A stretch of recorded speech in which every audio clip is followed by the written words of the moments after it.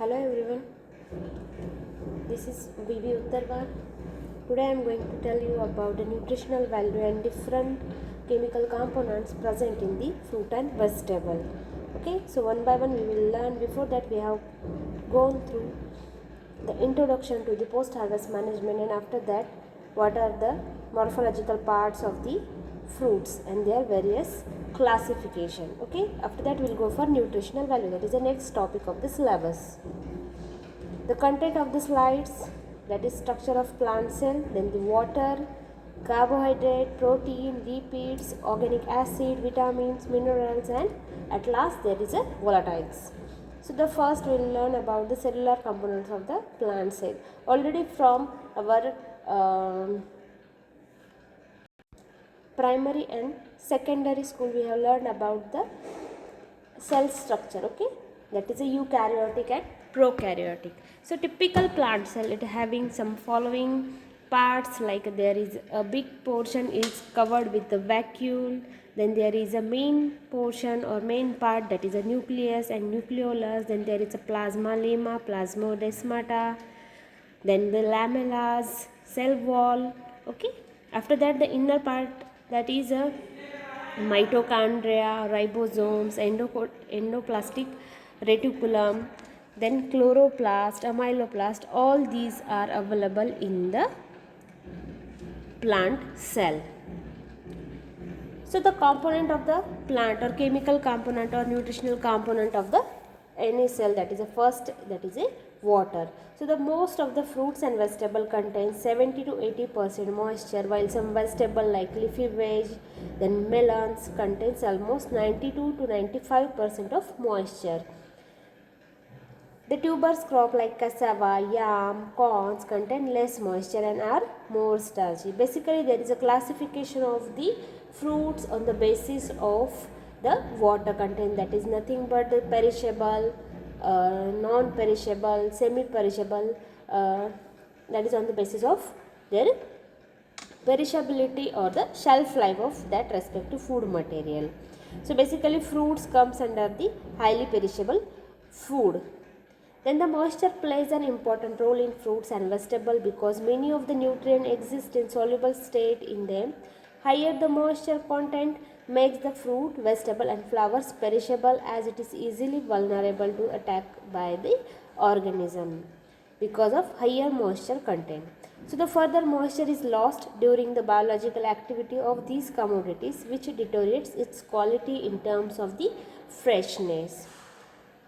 Therefore, retention of moisture or prevention of loss of moisture is one of the important consideration in the planning a storage technique or strategy for extension of shelf life. Some example of fruits and vegetable, that is a cucumber having 95% of moisture content or water content. Then many fruits and vegetable contains about 80% water content, and some starchy tubers and seeds like yam, cassava, corns, they contains, that is a 50 or below 50%, that is they are semi-perishable category food material. Next, there is a important part of the cell or content of the cell, that is a carbohydrates. So the carbohydrates or carbs are the major constituent after water, which accounts for about 2 to 40% in the tissue, with lowest found in the cucurbits and highly found in cassava. Why cassava? Because they are having very high content of the starch. So tubers like potato, cassava, they are having a high content of starch. They occur mainly as starches and structural polysaccharides like pectin, cellulose, hemicellulose. In many fruits and some vegetables, the starches and few other polysaccharides undergo conversion into simple sugar like sucrose, glucose, fructose during the ripening, and these are responsible for the sweetness of the fruits. So whatever the starch content, so during the ripening process it converts into the sugar. So there are different sugars, that is a glucose, sucrose, fruit sugar is nothing but the fructose, So the small quantities of carbohydrate also occur as a organic acid which are responsible for the sourness or acidity. The major organic acid found in the fruits and vegetables are citric, malic, tartaric, oxalic, pyruvic, and the small quantities of bio and tricarboxylic acid are also presented. Majorly citric acid, it is found in all fruits and citrus fruit having high content of citric acid. Then tartaric is found in grapes, malic is found in apple. So like that, these acids are available in the fruits. In fruits and vegetable, carbohydrate contribute mainly for its calorific value. Sugar constitutes major carbohydrate in fruits, particularly after ripening. Why? Because after ripening or while ripening process, starch converts into sugar. So the first of all, there are two categories in carbohydrate, that is a sugar, and second, that is a fibers. So the what is sugar? So the many tropical and subtropical fruit contains highest level of sugars. Glucose and fructose are the major sugars in all fruits, often present in similar level. So basically fructose is called as fruit sugar, while sucrose is only present in about 2/3 of the product. It helps in imparting color, flavor, appearance, texture of the fruit. Flavor is fundamentally the balance between sugar and acid ratios. So while ripening process, these sugar acid ratio also changes. Sugar is the primary substrate for the respiration and energy, that is a basic term you know very well. Then the fibers. So what are the different types of fibrous material available in the fruit? That is a cellulose, hemicellulose, lignins and pectic substances. So these are generally not digestible by our stomach. Then there is a next portion, that is a protein. So the fruits and vegetables are not an important source of protein, though some vegetable like brassica group contains 3 to 5% of proteins, and legumes, that is approximately 5 grams, and some legumes also having higher quantities like soya bean, peanuts, they are having high quantity of protein. Majority of fruit and vegetable contain not more than 1 to 2%, max 5% is there. Then these protein are mainly present as a enzymes. Then there is a lipids. So these are also not more than 1 to 2% in the majority of the fruit and vegetable, except some fruits like avocado having 20%, olive having 15% of fat or lipids. In most of them, it is present as a protective cuticle layer on the surface. However, nuts contains considerable amount of fats. Generally, low fat levels seen in the fruits and vegetables make it more healthy food to combat heart-related diseases, disorders like hyperlipidemia. So, in such cases, we can use fruit and vegetable as our major portion of our diet. Then there is a minerals. So the fruits and vegetables are the good source of minerals. Minerals are essential for growth and development of body right from the birth to old age. Calcium is present in several fruit as a calcium pectate in the cell walls. Calcium appears to be linked to the control of the enzyme activities, respiration and ethylene production. Some fruits like banana are rich in potassium. So various minerals, whatever the calcium, then the sodium, iron, all these are generally found in high quantity in fruits and vegetables. Then there are vitamins. So you know very well there is a water soluble vitamins and fat soluble vitamins. Generally fruit and vegetable are rich vitamins, but their quantity is varied according to type of the fruit. Fat soluble vitamins like A, D, E, K, then the water soluble like vitamin C, then the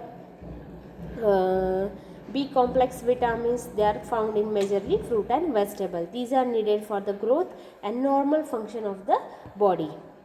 Then different types of pigments. So the basically pigments of fruit and vegetable are responsible for the color of that respective fruit.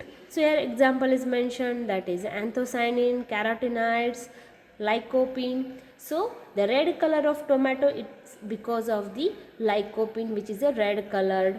Okay, like that whatever the pigment present in fruits, they denote their color. So there is a one more example, that is a beetroot. Okay, so the beetroot contains pigment, that is a betalains. So because of that, the pinkish color of the beet is generally available. Then spinach is green because of the high quantity of chlorophyll. So whatever the vegetable, they are containing chloroplast or chlorophyll. So because of that, the color is green. Like that, the pigment responsible for the respective color of the fruits and vegetable. Then some phenolics and antioxidant. So this is a major class of plant compound. It comprising of anthocyanin, leucoanthocyanin, anthocyanthine, hydroxybenzoic acid, glycoside, sugar esters of quinic and shikimic acid, esters of hydrocinamic acids, and some coumarin derivatives. So these phenols are important in determining the color of and flavor of the fruit. Phenols are the byproduct of metabolism of amino acid and contribute the sensory quality of the fruit, like the astringency, bitterness, aroma, and play the vital role in the resistance to the attack by pathogens and stress. It is known for its antioxidant activity. Then there is a next, that is organic acid. So the organic acid are responsible for the taste and flavor and the sharpness of the fruit. Then the major acids are malic, found in apple, citric, that is citrus, tartaric, which is found in grapes, then quinic, succinic, and so on. Organic acid also plays an important role in the photosynthesis and respiration process. So the synthesis of the phenolic compound, lipids, and volatile aroma. So these are because of the presence of organic acids in fruits. Some volatiles, nothing but the compound responsible for the flavor of the fruits. So the important in producing characteristic flavor and aroma. Some compounds are esters, alcohol, acids, aldehydes, ketones. These are responsible for the volatile nature of the chemical compounds or some flavor of the fruits. Generally, esters are artificially manufactured or artificially prepared for the a specific flavor of fruits, like a banana. Different compounds responsible for the flavor of fruits. Also, esters are present in ripe fruits. So like that, the nutritional composition of fruits and vegetables is completed here. Thank you for watching my video. Be connected for the next topic. Thank you so much.